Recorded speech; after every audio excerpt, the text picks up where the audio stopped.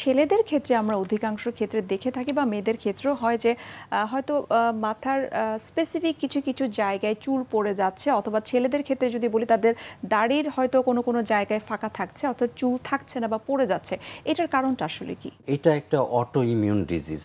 Auto immune disease মানে আল্লাহ তাআলা আমাদের রক্তে রোগ প্রতিরোধের জন্য, ইমিউন সিস্টেমটা ধরে রাখার জন্য কিছু সেল দিয়েছেন। কোনো একটা অজ্ঞাত ট্রিগারিংয়ের কারণে হঠাৎ তারা বিগড়ে যায়, অর্থাৎ তারা আরেক গ্রুপ অটো ইমিউন সেলকে ভাবে শত্রু। দুটার মধ্যে ফাইট হয়ে দেখা যায় তারা নিজেরা ডিস্ট্রয় হচ্ছে। এই ধরনের কিছু রোগের মধ্যে এইটা জায়গায় জায়গায় চুল পড়ে যাওয়া, এটাকে আমরা বলি অ্যালোপেশিয়া এরিয়েটা। অনেকে বলে টাক পোকায় খেয়েছে। এই একটা জায়গা ছেড়ে যখন চুল, দাড়ি, আইব্রোতে আসে তখন বলি অ্যালোপেশিয়া টোটালিস। টোটালিস শুনলে মনে হয় সমস্ত বডির, আসলে সমস্ত বডির লোম পড়ে যায়। কিছু পেশেন্ট বাংলাদেশেও অনেক আছেন যার চিকিৎসা আমরা করি অ্যালোপেশিয়া ইউনিভার্সালিস। তো এটা একটা অটো ইমিউন ডিজিজ, ট্রিটমেন্টে ভালো হয়ে যায়। কেউ কোনো ট্রিটমেন্ট না করলেও অনেক সময় ভালো হয়ে যায়। তবে ভয়ের ব্যাপার যেটা, অনেক সময় ট্রিটমেন্ট না করলে দেখা যায় যে এটা আস্তে আস্তে এক জায়গা থেকে বডির হেয়ারও পড়ে যাচ্ছে, সমস্ত শরীর লোমশূন্য হয়ে যাচ্ছে। অত্যাধুনিক অনেক চিকিৎসার মাধ্যমে খুব অল্প সময়ে আমরা সেখানে চুল গজাতে হেল্প করতে পারি। আইব্রো বলেন, হেয়ার বলেন, বিয়ার্ড বলেন। কাদের ট্রিটমেন্টটা অত্যাবশ্যকীয়? একজন চিকিৎসক সবসময়ই এই ধরনের রোগীর চিকিৎসার ক্ষেত্রে থাইরয়েড হরমোনের ব্যালেন্সটা দেখেন যে থাইরয়েড হরমোন ঠিক আছে কিনা। হাইপোথাইরয়েডেও হতে পারে, হাইপার থাইরয়েডে, এবং ব্লাড সুগার লেভেল। অনেকেই ব্লাড সুগার মেপে আমাকে বলেন যে আমি তো দেখি ডেলি সকালে আমার 5.5 থাকে। সেই পেশেন্টের আমি আমার চেম্বারে নিজের হাতে যখন করি, ইভিনিংয়ে দেখি 18 উঠে বসা। অর্থাৎ ব্লাড সুগার প্রকৃতভাবে মেজারমেন্টটা জানতে হবে।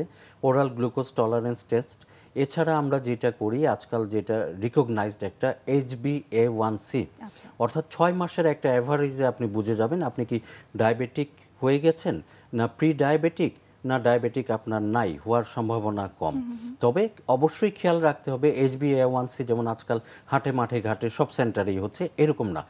HbA1cর একটা মেশিন, আমি এই সম্পর্কে যথেষ্ট খোঁজ খবর নিয়েছি, প্রকৃত যেটা দিয়ে রিকগনাইজ করা যায় ডায়াবেটিস কিনা 85 লাক্সের উপরে। ছোট একটা সেন্টারের পক্ষে কিন্তু HbA1c করা সম্ভব না। সুতরাং বুঝে এই জিনিসগুলো আমরা করাই, সেটার উপর থাইরয়েডের ওষুধ দেই বা ডায়াবেটিসের ওষুধ দেই। পাশাপাশি তখন আমরা এটার অত্যাধুনিক চিকিৎসা, কিছু লেজার, কিছু injection, microneedling, stem cell therapy, এইগুলো দিই। যাদের এই ধরনের অ্যালোপেসিয়া ডিজিজটা রয়েছে তাদের ট্রিটমেন্ট প্রসিডিউরটা কতদিন পর্যন্ত চলতে পারে? 4 থেকে 6 মাস লাগতে পারে, তবে এটা ক্লিয়ার করে নেওয়া ভালো, আবার 1 বছরও লাগতে পারে।